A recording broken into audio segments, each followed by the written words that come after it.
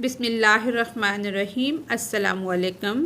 آج ہم federal board Urdu کی جو نیو بک ہے 10 کلاس کے لیے اس کا سبق نمبر 4 چغل خور جس کی ہم نے پڑھائی کی تھی، آج کی اس ویڈیو میں ہم اس کی مکمل مشق کو حل کریں گے اور سبق کا خلاصہ اور مرکزی خیال بھی اسی ویڈیو میں کریں گے انشاءاللہ۔ یہاں سے ہماری مشق جو ہے وہ شروع ہوتی ہے۔ سب سے پہلے ہے سننا یعنی کہ لسننگ میں ہم نے کیا کرنا ہے، موبائل فون، ریڈیو اور ٹیلی ویژن جیسے ذرائع سے کہانی، واقعہ، تقریر، اعلان، خبر، خطبہ، گفتگو، ڈرامہ، ہدایت اور فیچر وغیرہ سن کر عمدہ سامع کہ آپ کی سماعت جو ہے، سننے کی صلاحیت جو ہے وہ کس طرح کی ہے ہونے کا مظاہرہ کریں، کیونکہ جتنے اچھے ہم لسنر ہوتے ہیں اتنے ہی اچھے ہم اسپیکر ہوتے ہیں۔ یہ بات ذہن میں رہے کہ ایک عمدہ سامع اپنی بھرپور اور مکمل توجہ زیر سماعت مواد پر مرکوز رکھتا ہے۔ الفاظ، جملوں کے اتار چڑھاؤ، ان کے معنی، تلفظ، ادائی اور باہم ربط پر بھی غور کرتا رہتا ہے۔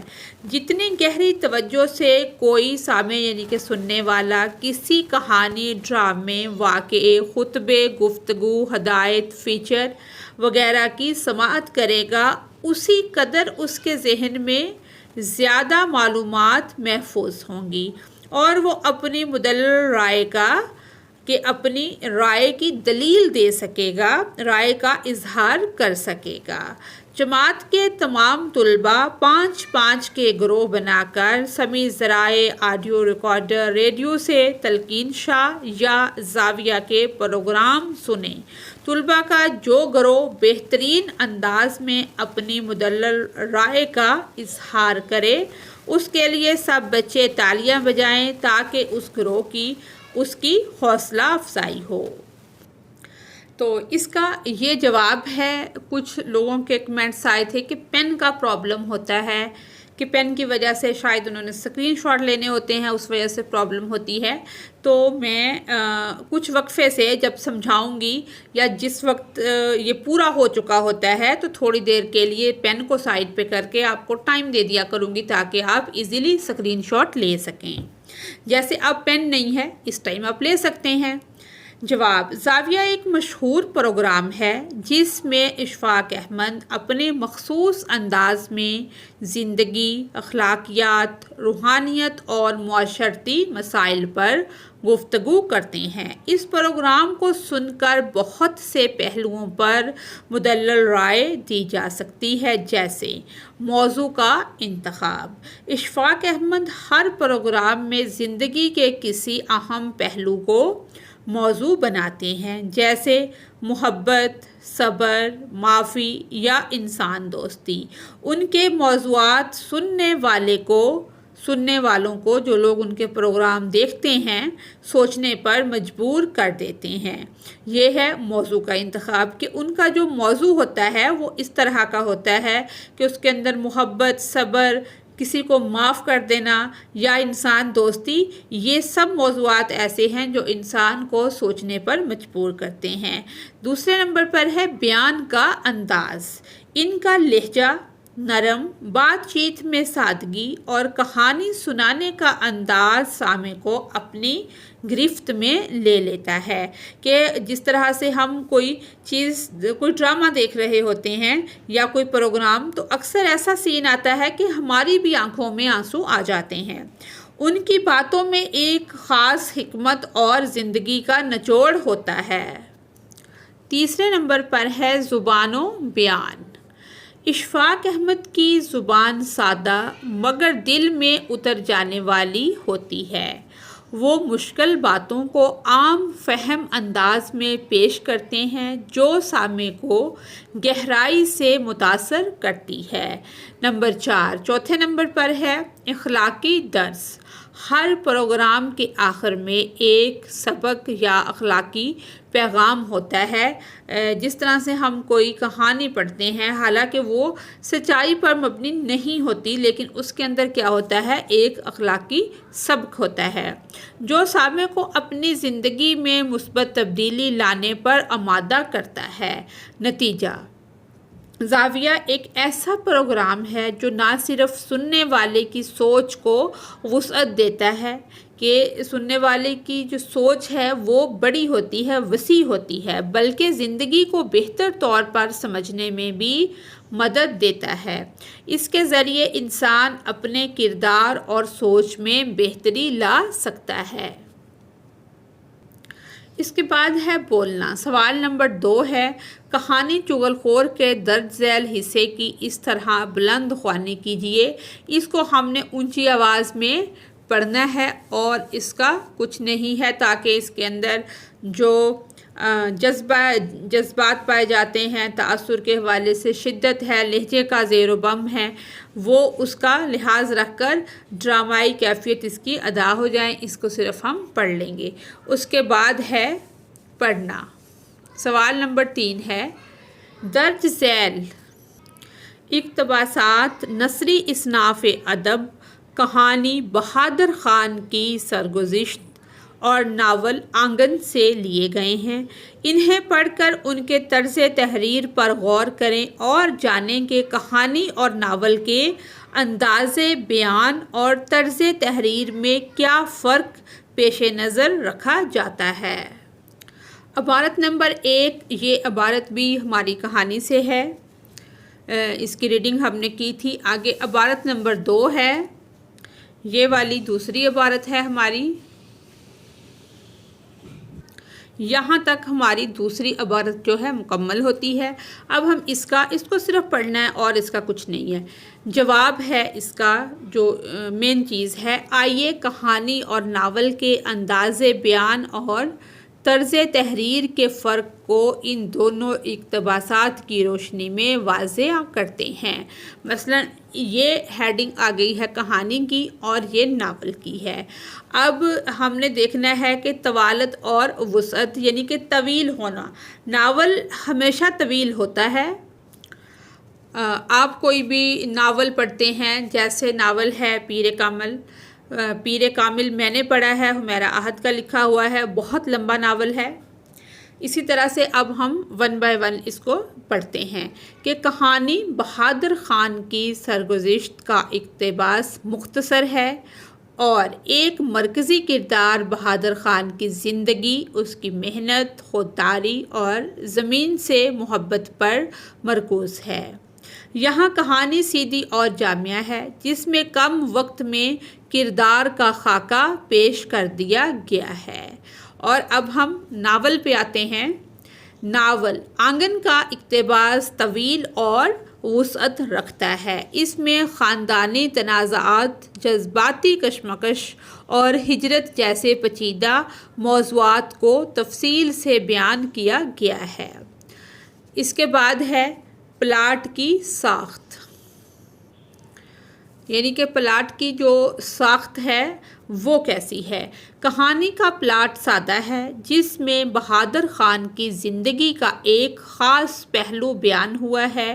واقعات تیزی سے آگے بڑھتے ہیں اور کہانی جلد اپنے اختتام کی طرف بڑھتی ہے، جبکہ ناول کا پلاٹ کئی پرتوں پر مشتمل ہوتا ہے۔ آنگن کے اقتباس میں خاندانی جھگڑے، ہجرت کا المیہ اور جذبات کی پیچیدگیاں سامنے آتی ہیں۔ پلاٹ میں گہرائی ہے جو قاری کو سوچنے پر مجبور کرتی ہے۔ اس کے بعد ہے کردار نگاری۔ کردار نگاری میں کہانی کے کردار جو ہیں وہ محدود ہوتے ہیں، یعنی کہ اس میں بہت زیادہ کردار نہیں ہوتے۔ ان کی تفصیل مختصر مگر مؤثر انداز میں پیش کی جاتی ہے۔ بہادر خان کی شخصیت مؤثر انداز سے پیش کی گئی ہے۔ اس کی محنت، خودداری اور زمین سے محبت کو مختصر پیرائے میں اجاگر کیا گیا ہے۔ اس کے بعد ناول ہے۔ ناول میں کرداروں کو بھرپور وقت دیا جاتا ہے۔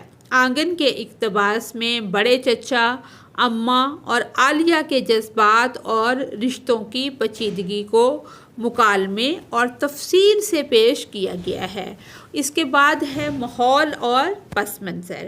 بہادر خان کے کھیتوں اور زندگی کے حالات کا ذکر کم الفاظ میں کر دیا گیا ہے، یعنی کہ مختصر طور پر جو ان کی کھیتوں کے اور زندگی کے حالات ہیں وہ بیان کر دیے گئے ہیں۔ ماحول پس منظر میں رہتا ہے اور کہانی کا محور کردار کی زندگی ہے۔ آنگن، جبکہ جو ناول ہے اس میں کیا ہے، ماحول اور پس منظر کو تفصیل سے یعنی کہ تفصیلی بیان کیا گیا ہے۔ ہجرت کا ذکر اور خاندانی تنازعات کے ذریعے ایک وسیع تر منظرنامہ پیش کیا گیا ہے۔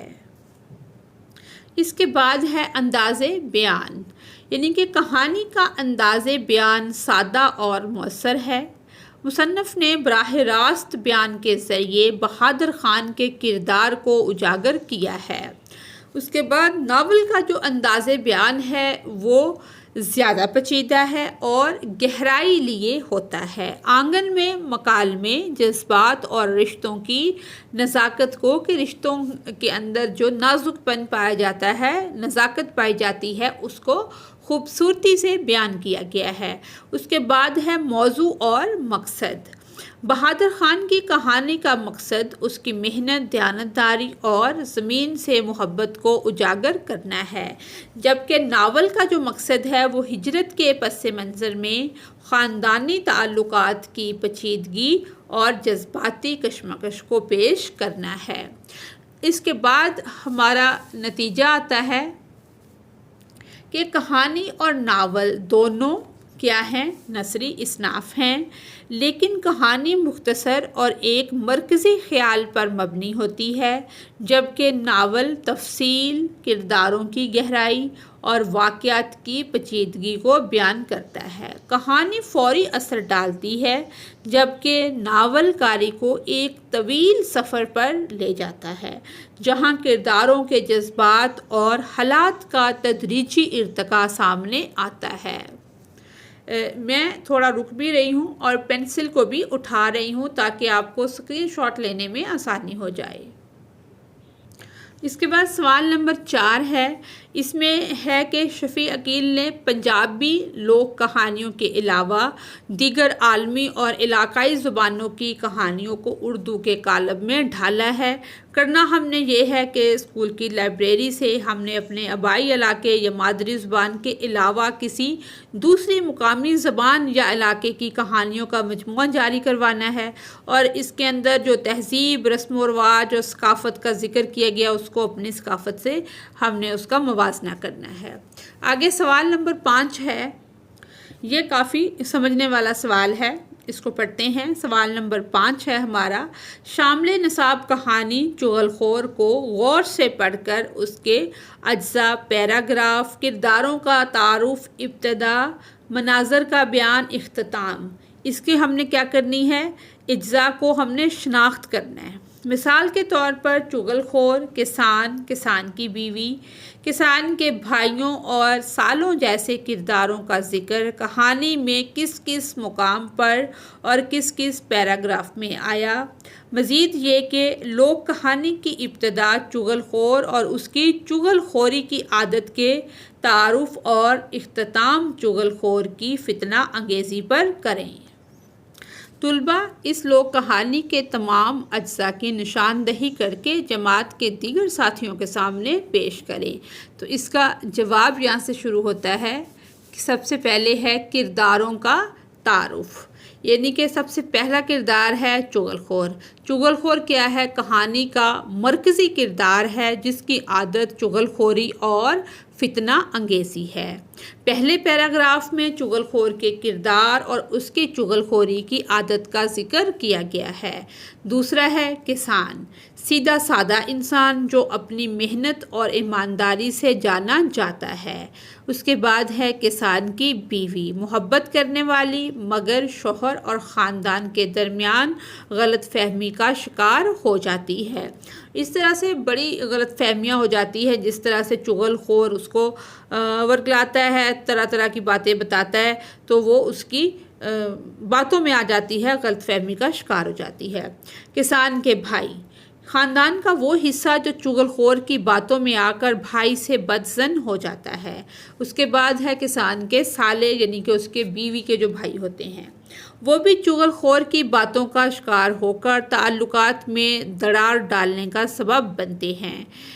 اب یہ پیراگراف کا بتایا، کسان، اس کی بیوی، کسان کے بھائیوں اور سالوں کا تعارف بعد کے پیراگراف میں ہوتا ہے، جب چغل خور اپنی چالاکیوں کا مظاہرہ کرتا ہے، یعنی کہ وہ اپنی چالاکیوں کو جب ظاہر کرتا ہے۔ اس کے بعد ہے ابتدا۔ کہانی کا آغاز جو ہے وہ چغل خور کی عادت اور اس کے ارد گرد کے ماحول سے ہوتا ہے۔ یہاں بتایا جاتا ہے کہ وہ لوگوں کے درمیان بدگمانیاں پیدا کرنے میں ماہر تھا، کیونکہ اسی وجہ سے اس کی پہلی نوکری بھی چھوٹ گئی، کوئی اس کو اس کی اسی عادت کی وجہ سے ملازمت پہ نہیں رکھتا تھا کہ لوگوں ادھر کی باتیں ادھر اور ادھر کی باتیں ادھر کر کے وہ لوگوں کے درمیان بدگمانیاں، غلط فہمیاں پیدا کرتا تھا، جس کی وجہ سے لوگوں کے آپس کے تعلقات خراب ہوتے تھے، تو ہر کوئی اس سے نفرت کرتا تھا۔ مناظر کا بیان، درمیانی حصے میں مختلف مناظر پیش کیے گئے ہیں جہاں چغل خور کسان کے رشتہ داروں کے درمیان فساد برپا کرتا ہے۔ چغل خور کا کسان کی بیوی سے بات کرنا اور پھر کسان کے بھائیوں کے درمیان غلط فہمیاں پیدا کرنا اہم مناظر ہیں۔ اختتام، یعنی کہ ختم ہونا۔ کہانی کا اختتام چغل خور کی فتنہ انگیزی پر ہوتا ہے، جب کسان کے تمام رشتے ناطے چغل خور کی باتوں میں آ کر خراب ہو جاتے ہیں اور خاندان میں پھوٹ پڑ جاتی ہے۔ تبھی کہتے ہیں کہ کسی کی بات پر بھی آنکھیں بند کر کے یقین نہیں کرنا چاہیے۔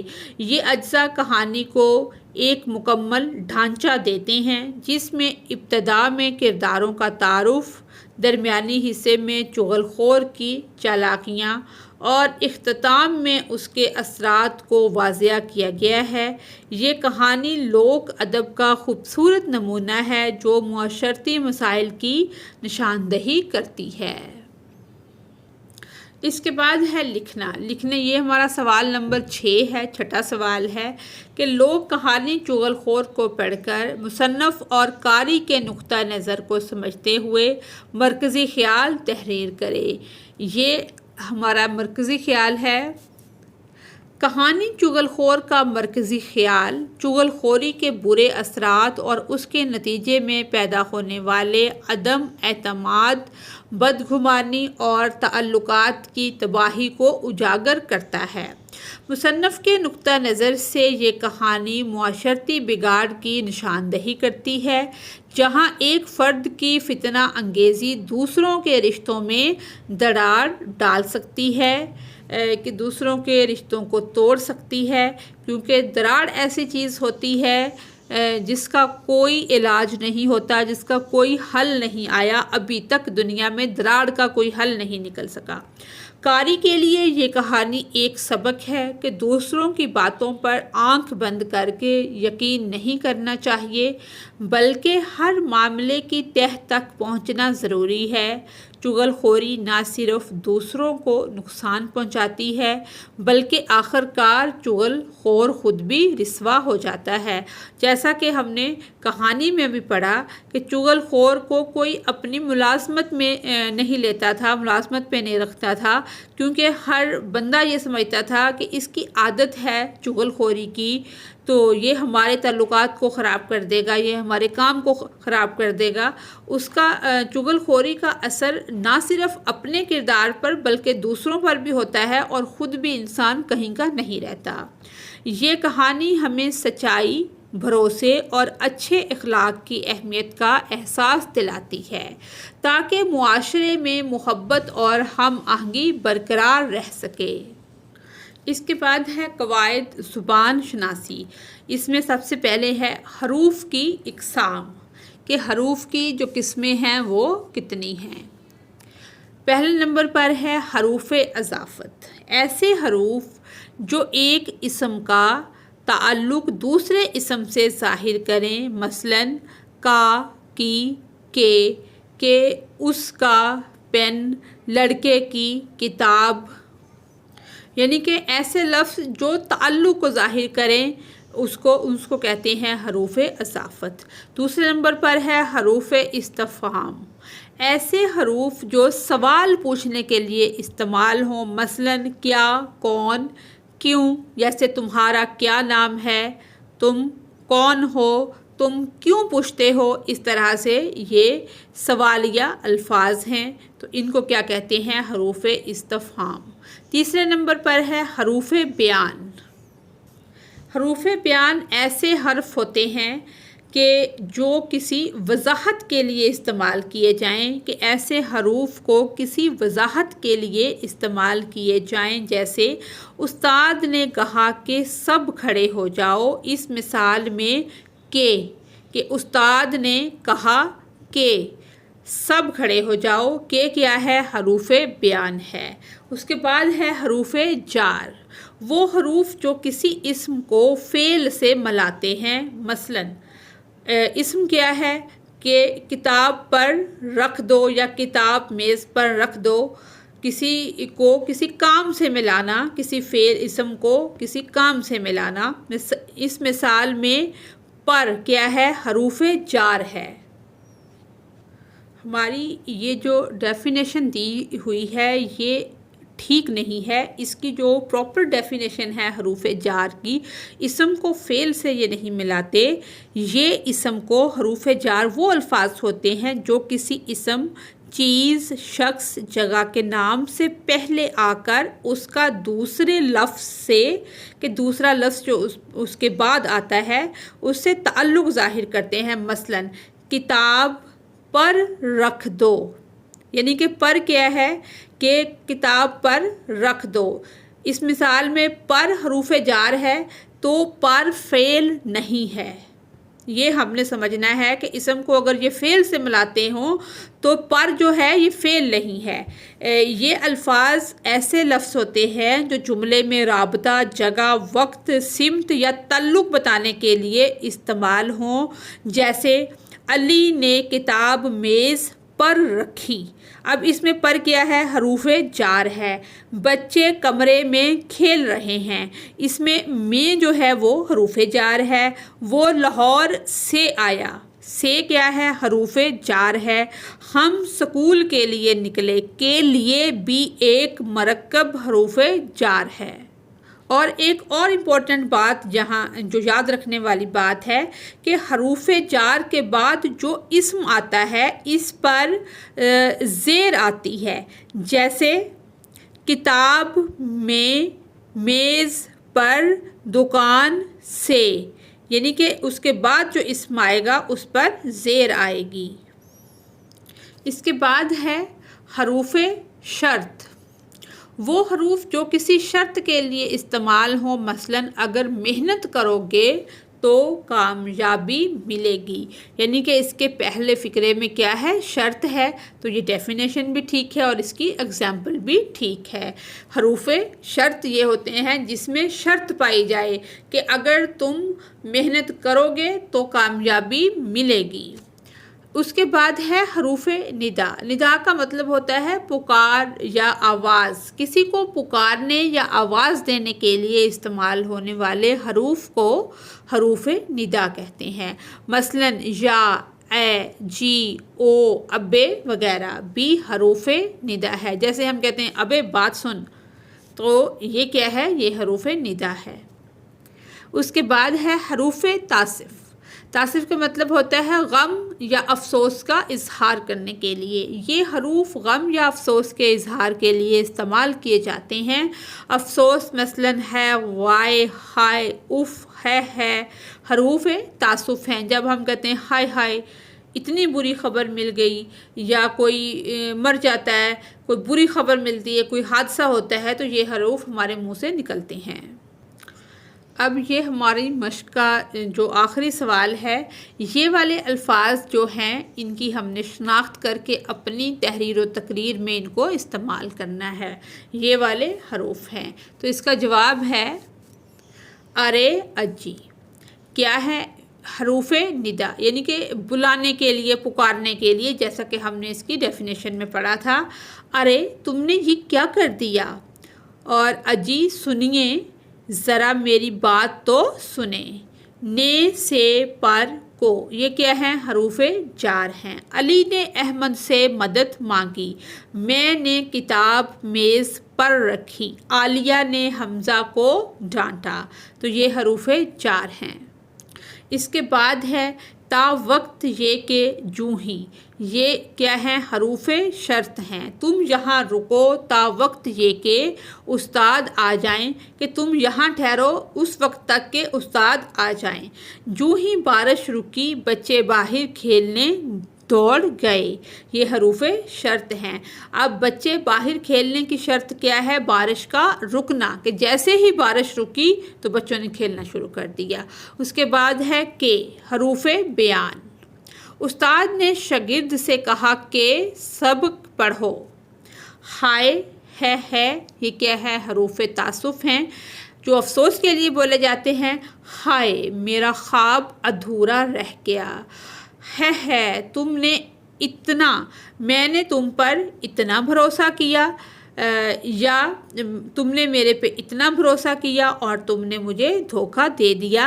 جب کوئی ہمیں دھوکہ دیتا ہے یا کوئی کسی کو دھوکہ دیتا ہے تو ہم یہ بات کرتے ہیں۔ اب ہم چغل خور کا خلاصہ بھی کر لیتے ہیں۔ اس سبق میں شفیع عقیل نے اس کو ہم ایسے بھی سٹارٹ کر سکتے ہیں، تو اس کا جو سٹارٹنگ یا انٹرو ہے ہم اس طرح سے بھی بنا سکتے ہیں کہ شفیع عقیل اردو کے مشہور ادیب تھے جن کا کام زیادہ تر لوک داستانوں پر مشتمل ہے۔ سبق چغل خور میں انہوں نے چغل خوری جیسے اخلاقی عیب کے برے اثرات کو نمایاں کیا ہے۔ اس طرح سے بھی ہم سٹارٹ اس کا لے سکتے ہیں، اس طرح سے بھی اس کو ہم شروع کر سکتے ہیں کہ چغل خوری کی فتنہ پروری کو اجاگر کیا ہے۔ مصنف کہتے ہیں کہ کسی گاؤں میں ایک چغل خور رہتا تھا۔ اپنی اسی عادت کی وجہ سے اسے کئی بار ملازمت سے بھی ہاتھ دھونا پڑے۔ ایک دن وہ ایک کسان کے پاس ملازمت کی تلاش میں آیا۔ کسان نے چغل خور سے اجرت پوچھی تو اس نے بتایا کہ مجھے صرف روٹی کپڑے کے علاوہ 6 ماہ میں ایک چغلی کھانے کی اجازت دی جائے۔ کسان اس آسان اور معمولی سی اجرت پر خوش ہو گیا اور اسے ملازمت پر رکھ لیا۔ چغل خور کو جب کسان کے پاس ملازمت کرتے ہوئے 6 ماہ گزر گئے تو اس نے چغلی کھانے کا ارادہ کیا، کیونکہ اس نے اجازت پہلے ہی لی ہوئی تھی کہ 6 مہینے میں ایک بار وہ چغلی ضرور کرے گا۔ تو تب تک وہ بات سارے بھول چکے تھے کہ کوئی وعدہ کیا تھا یا کوئی پرومس ہوا تھا۔ انہوں نے کہا بس ٹھیک ہے، ملازم میں کام کرتا ہے تو کرتا رہے۔ وہ کسان کی بیوی کے پاس گیا اور کہنے لگا کہ کسان کوڑی ہو گیا ہے۔ یہ ایک مرض ہوتا ہے کہ اس کو وہ کوڑ کا مرض ہو گیا ہے اور تم سے یہ بات چھپاتا ہے کہ تم اس کی بیوی ہو، تمہیں اس نے یہ بات نہیں بتائی کہ اس کو ایک بہت بری قسم کا مرض ہو گیا ہے۔ اگر میری بات پر یقین نہیں تو کل جب کھیتوں میں کھانا دینے جاؤ، کہ جب تم اس کے پاس کھیتوں میں کھانا لے کے جاؤ گی تو اس کا ہاتھ چکھ کر دیکھ لینا، یعنی کہ جس کو کوڑ کا مرض ہوتا ہے، جو کوڑی ہوتا ہے، اس کا جسم نمکین ہوتا ہے۔ یہاں سے اٹھ کر اب بیوی کو اس نے یہ کہانی سنا دی۔ یہاں سے اٹھ کر وہ کسان کے پاس گیا اور کہنے لگا کہ اب وہ کسان کو بہکانے لگا ہے کہ تمہاری بیوی پاگل ہو گئی ہے، سب کو کاٹنے کو دوڑتی ہے۔ اگر نہیں یقین تو کل جب وہ کھانا لے کر آئے گی تو اپنی آنکھوں سے دیکھ لینا۔ اب وہ اپنے جال کے اندر کسان کو بھی اتار رہا ہے۔ اس کے بعد چغل خور کسان کے بھائیوں کے پاس گیا اور کہنے لگا کہ کسان تمہاری بہن پر ظلم کرتا ہے، وہ بیچاری ڈر کے مارے کسی کو نہیں بتاتی، یعنی کہ اب اس کو چغلی جو کھانے کی عادت ہے وہ سب کو کہانیاں سنا کے اپنی باتوں میں لے رہا ہے۔ کہ ڈر کے مارے بتاتی نہیں، اگر یقین نہ ہو تو کل خود اپنی آنکھوں سے دیکھ لینا۔ اس کے بعد وہ کسان کے بھائیوں کے پاس گیا اور انہیں خوب بھڑکایا۔ وہ غصے سے بھڑک اٹھے۔ اگلے دن جب کسان یعنی کہ سب کو وہ کل ہی، بیوی کو بھی ایک ٹائم اس نے سب کو دیا ہے کہ کل تم کھانا لے کر جانا اور دیکھنا کہ تمہارا شوہر جو ہے، کسان جو ہے، اس کو کوڑ کا مرض ہو گیا ہے۔ تو کسان سے بھی اس نے کہا کہ کل جب بیوی تمہاری آئے گی تو اس کو دیکھنا، اور سالوں کو بھی کہا اور بھائیوں کو بھی، سب کو ایک ٹائم پہ وہ اکٹھا کر رہا ہے۔ اب کل جب کسان کی بیوی کھانا لے کر آئی تو کسان اس سے دور ہٹنے لگا کہ کہیں وہ کاٹ نہ لے۔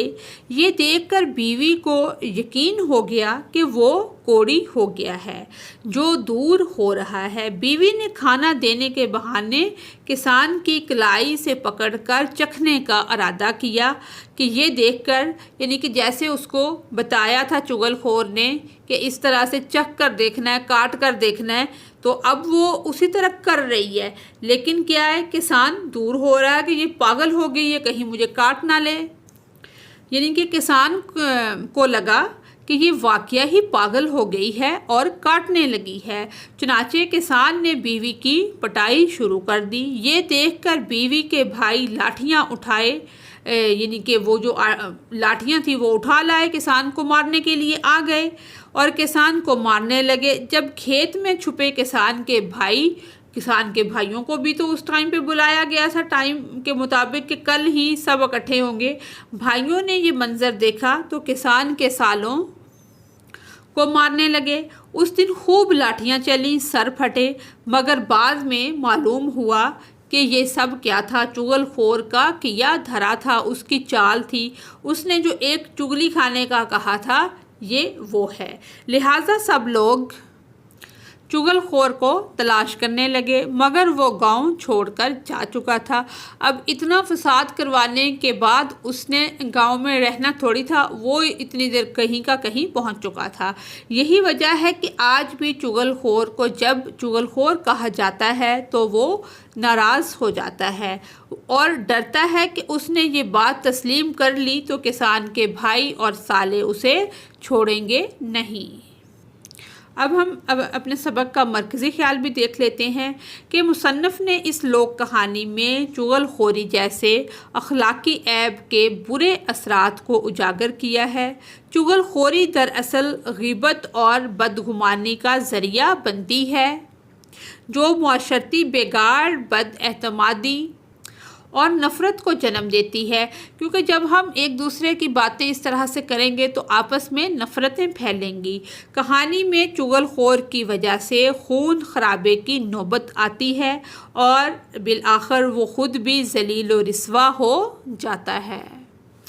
مصنف کا پیغام یہ ہے کہ ہمیں چغل خوری سے ہر حال میں بچنا چاہیے اور دوسروں کی بات پر اندھا یقین نہیں کرنا چاہیے کہ دوسروں کی بات پر اندھا یقین کرنا خطرناک ہو سکتا ہے۔ یہ کہانی ہمیں سچائی، برداشت اور ہوشیاری کا درس دیتی ہے کہ ہم بالکل آنکھیں بند کر کے کسی پہ یقین نہ کر لیں اور اگلے کی باتوں کو اسی طرح جیسے وہ کہہ رہا ہو بغیر تصدیق کیے ان کو مان نہ لیں، جس کی وجہ سے اگر ہم مانیں گے تو کیا ہوگا، بہت ہمارے لیے خطرناک ہو سکتا ہے۔ جیسا کہ ہم نے اس کہانی میں پڑھا کہ سر پھٹے، لاٹھیاں چلی، تو آخر میں پتہ کیا چلا کہ یہ ایک بدگمانی تھی، تاکہ ہم ایک پرامن اور بااعتماد معاشرہ تشکیل دے سکیں۔ اسی کے ساتھ ہی ہماری آج کی ویڈیو مکمل ہوتی ہے۔ اگر آپ کو میری ویڈیو سے کوئی رہنمائی ملتی ہے تو میری ویڈیو کو لائک اور چینل کو سبسکرائب کریں۔ Thanks for watching us.